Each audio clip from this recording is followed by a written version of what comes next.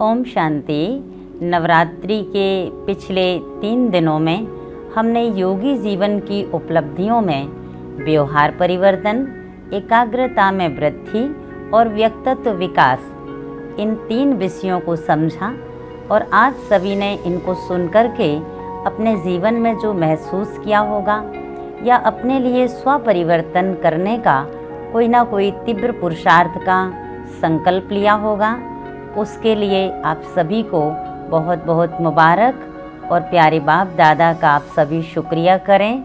और आज नवरात्रि पर्व का चौथा दिन माँ कुसमांडा का है, जिनसे हम समाने की शक्ति को ग्रहण करते हैं।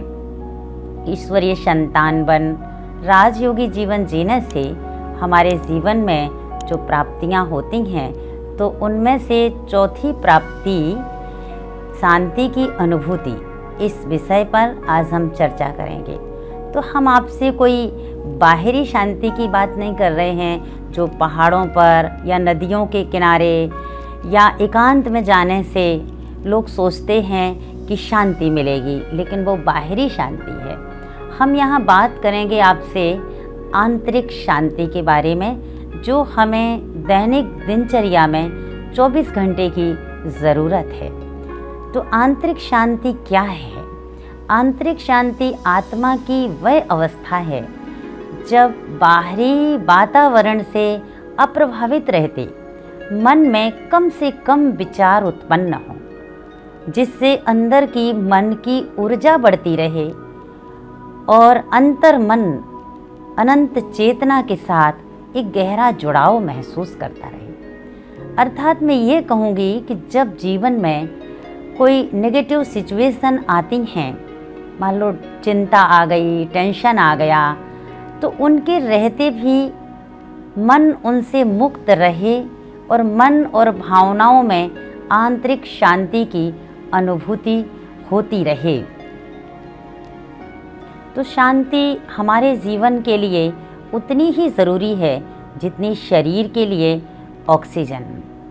तो शांति से हम अपने कार्यों को सहज रीति से कर पाते हैं और उनमें सफल हो पाते हैं। जब हमारे जीवन में कोई मुश्किलें आती हैं, नेगेटिव सिचुएशन आती हैं, तो उनके बीच खुश रहने की शक्ति भी हमें शांति से ही प्राप्त होती है।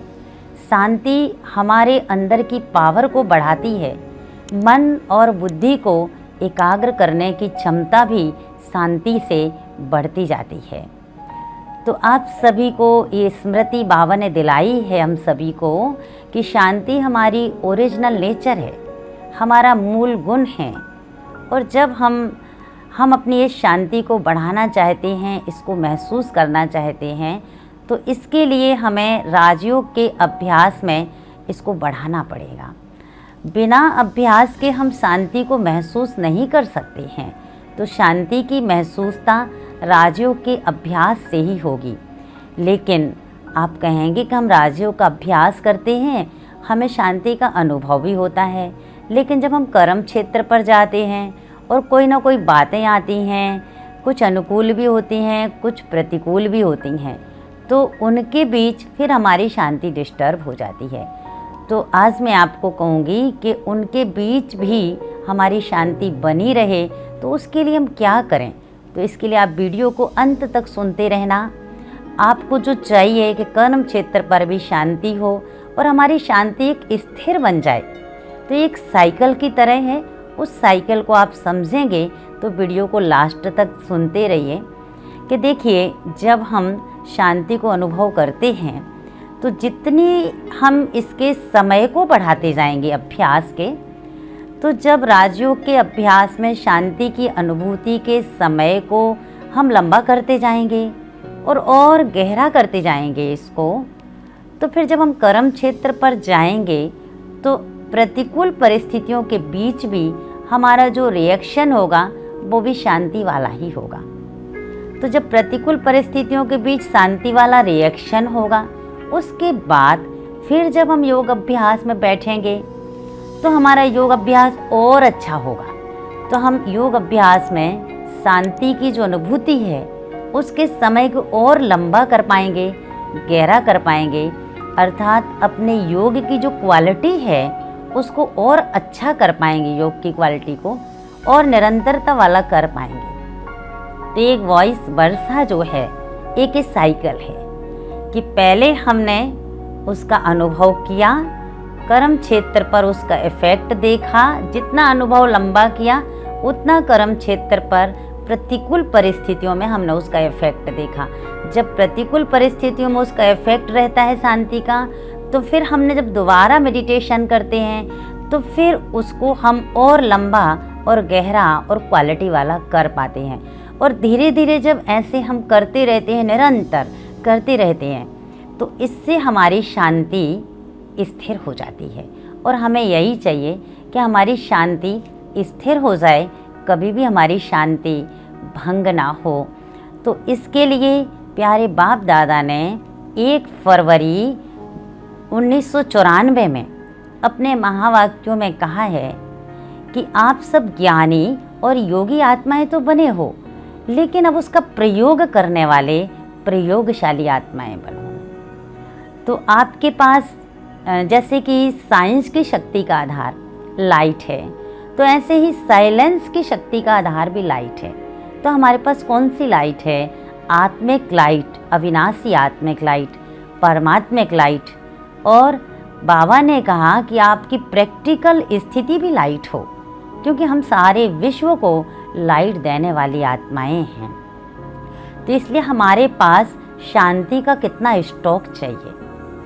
कई भाई बहन क्या करते हैं कि हर रोज़ इतनी प्रैक्टिस नहीं करेंगे, जीवन में कोई टेंशन वाली बातें आती हैं, जब कोई प्रतिकूल परिस्थितियाँ आती हैं, कोई नेगेटिव सिचुएशन आती हैं, तो फिर वो कहते हैं हमें इस समय मेडिटेशन कराओ, मुझे कहीं भेज दो, मुझे भट्टी में भेज दो, मेरा मन ठीक नहीं है। अब आप सोचिए कि जिसने पहले से प्रैक्टिस नहीं करी है और उस वक्त जब उसका मन इतना विचलित है और फिर कहें हमें मेडिटेशन करना है, तो उस वक्त बड़ी मेहनत लगेगी, क्योंकि मन में तो वही सीन घूम रहे हैं। तो कैसे मेडिटेशन में मन एकाग्र होगा?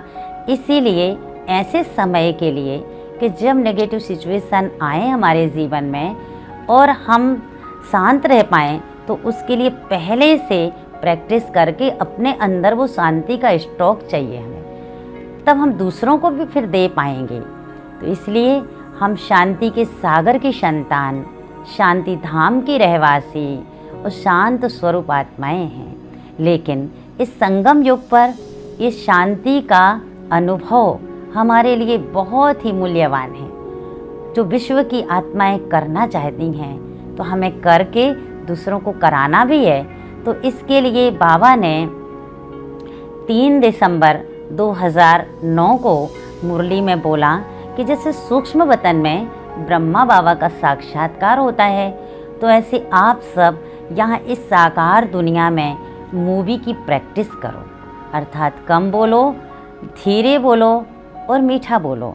जब आप प्रैक्टिस करते रहेंगे तो आप जैसे कि शांति के टावर बन जाएंगे, और इससे आपकी भी शांति और आप दूसरों को भी विश्व को दे पाएंगे। आपको बनाने वाला बाप है और आपने सबको ऐसा बनाना भी है।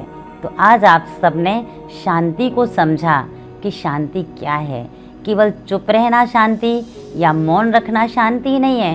आंतरिक शांति अर्थात हमारी अवस्था कम से कम संकल्पों वाली हो, और हम इसको कैसे बनाए रखें, इसकी प्रैक्टिस को, हम अभ्यास को बढ़ाते जाएं, लंबा करते जाएं, अपने योग की क्वालिटी को बढ़ाते जाएं, ताकि कर्म क्षेत्र पर भी इसका प्रभाव रहे और हमारी योग की क्वालिटी और बढ़ती जाए और हमारी शांति हमेशा के लिए स्थिर हो जाए। तो उसके लिए आप ऐसा पुरुषार्थ आशा है कि ज़रूर करेंगे। ओम शांति।